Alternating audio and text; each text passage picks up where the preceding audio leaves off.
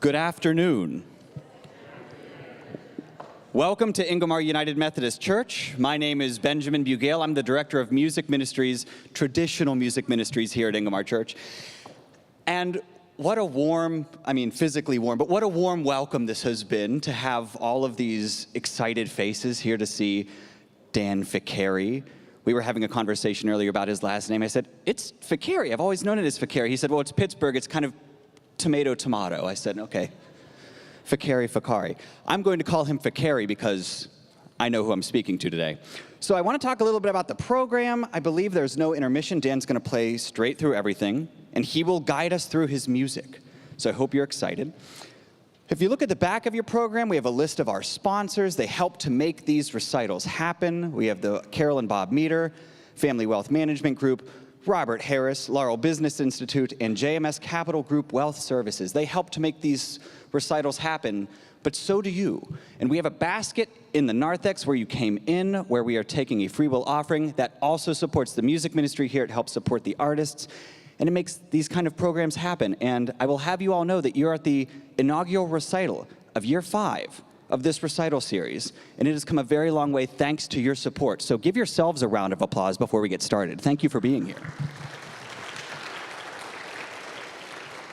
As you may or may not have seen on the screens, we have next week's performance as well. That will be Nathan Carteret and Maureen Conlon-Gutierrez.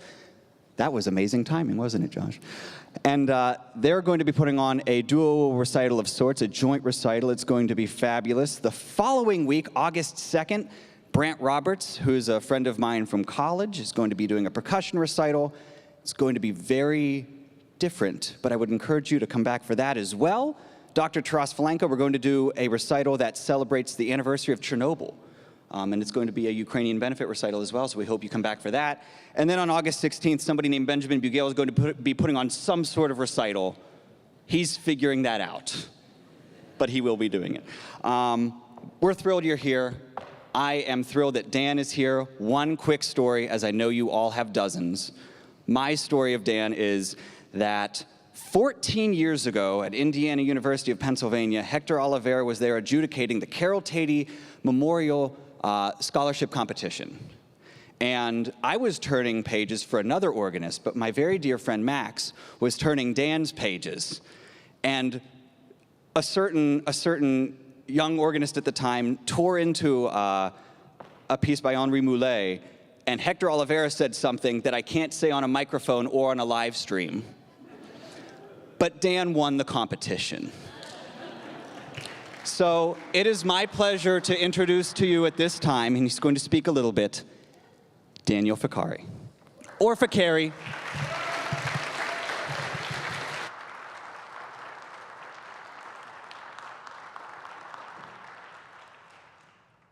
Well, it's so great to see you all. I almost forgot I was playing the organ today. I feel very lucky to have grown up in this area and to grown up alongside many of you. And it's amazing to me that with all that has changed in my life, and no doubt yours too, that so many of you have remained a constant thread of love and support. So I am very grateful for that, and happy that I get to share some music that means a lot to me today. Now, music has a lot to say about time and about change, and particularly this first piece you'll hear. We'll start with a piece by Philip Glass. It's titled Mad Rush. I had the great chance to play this for Mr. Glass last year at the cathedral where I work in New York. He actually wrote it for St. John the Divine in about 1979. And I like to describe this piece as having these mesmerizing waves of sound, alternating these slow and soft waves with these sort of loud and fast waves. And you'll hear them repeat time after time in this piece. And I've done my best to make it somehow different in a subtle way every time an idea returns. So I invite you to just let this music wash over you and to see where your mind takes you. After the glass, we'll then go back 250 years before that to a very virtuosic piece by Johann Sebastian Bach, his Prelude and Fugue in A minor. Now, this piece is in 2 parts, as the name suggests. The prelude, I'll sort of build from the softest sounds of the organ up to the louder sounds. And then the fugue, you get to watch some fun sort of shall we call it, dance work going on the pedal board here. So basically, there's a large keyboard that I can play on this organ with my feet. And in that second part, in the fugue, you'll hear this exciting rhythmic theme played by one hand, and then the other hand, and eventually the feet, ending with a solo, a pedal solo that I play just with my feet. So something to look forward to. I'll play these two pieces back to back, so if you don't mind withholding any applause, and if you clap, I've instructed security to remove you and to stick you outside. So please enjoy.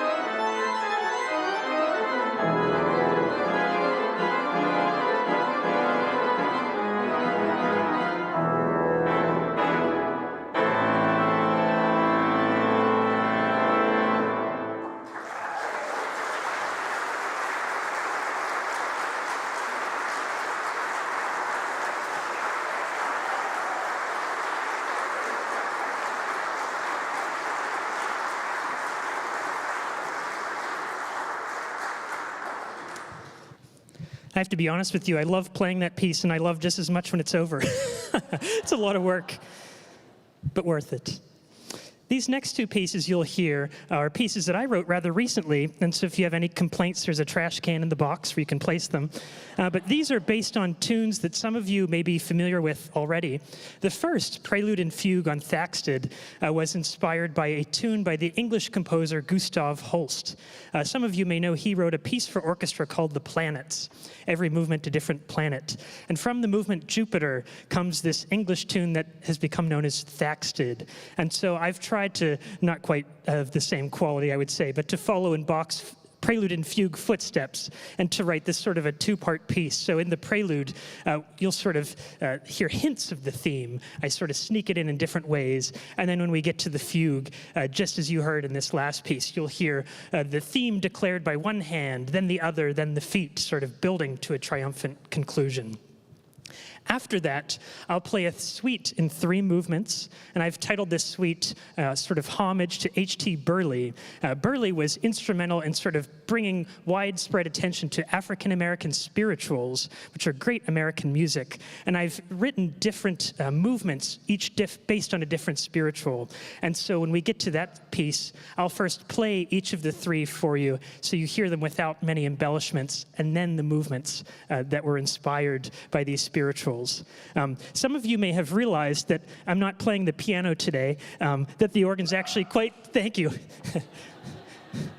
I'm glad I have one fan. That the organ actually has lots of sounds it makes. And I just want to show you what I'm doing when I'm playing.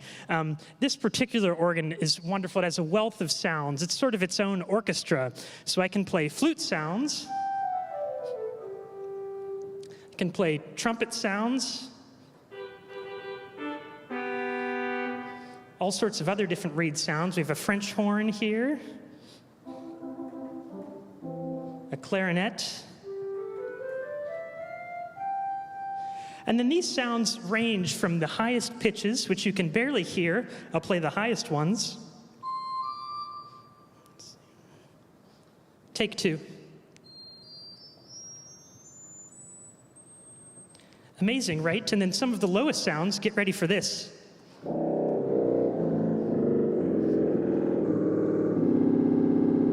You might think, what an ugly sound on its own, but when you combine these sounds, that's when the fun happens, and then you sort of are doing some orchestrating.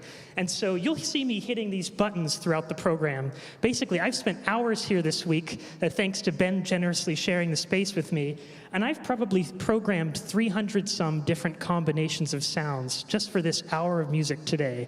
So when you see me reaching and pulling things and pushing buttons, I'm sort of creating an orchestra for us all. So I would invite you to sort of keep an ear out and see how many you can pick out in these next two pieces. So first, a prelude and fugue on Thaxted, and then again, this suite in 3 movements. I'll play the spirituals and then the movements that they were inspired by. Hope you enjoy.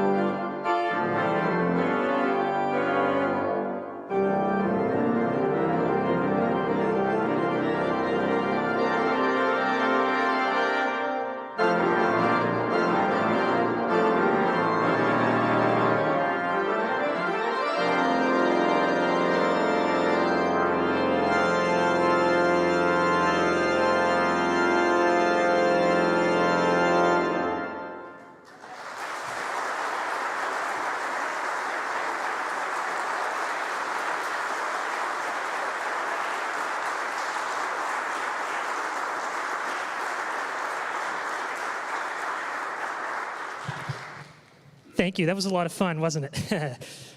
We're going to end with my favorite composer again, Johann Sebastian Bach, two very contrasting works. I expect many of you will recognize the last piece by the first three notes, but I'm hoping that the first of the two will be new to many of you. And I want to tell you how I found it.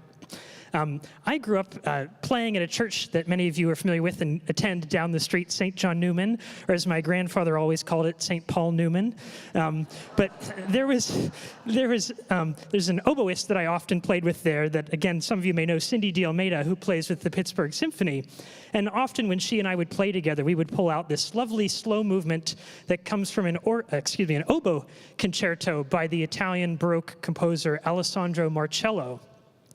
Now, it was like almost 20 years ago now when I played that with her, and this past April, I suppose, I was looking through pieces, new works of Bach that I could play, and I stumbled across this oboe concerto that Bach had arranged for keyboard, and I'm listening to the slow movement thinking, oh my gosh, I've heard this in another life.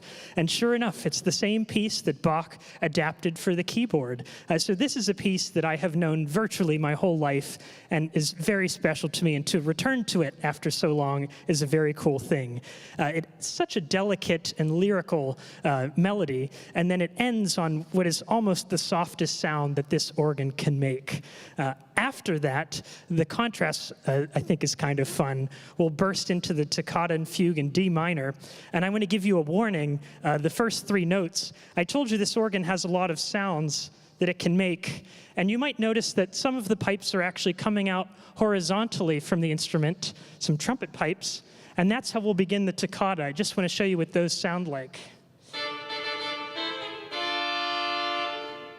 Quite powerful, huh? So you'll get to hear those in all their glory in the last piece.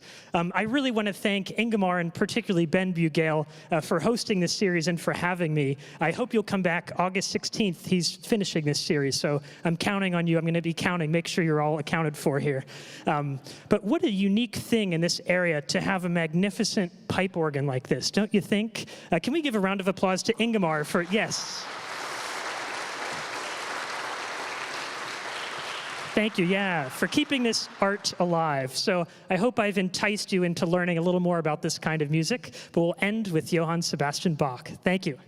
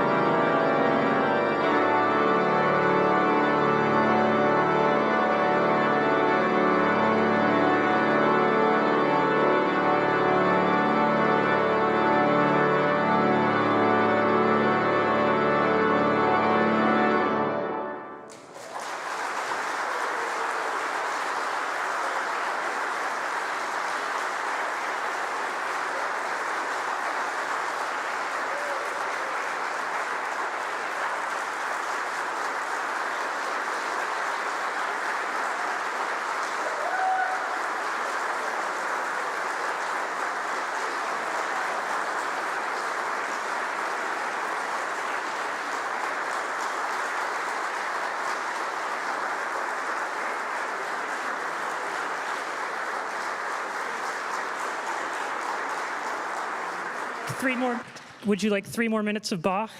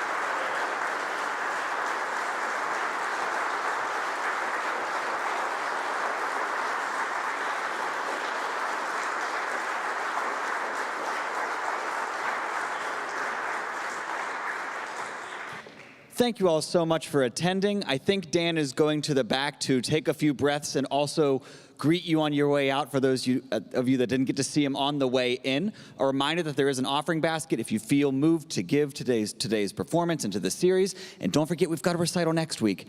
Check your program. It's your guide. Thank you so much again. And one more round of applause for Dan as he walks through the narthex.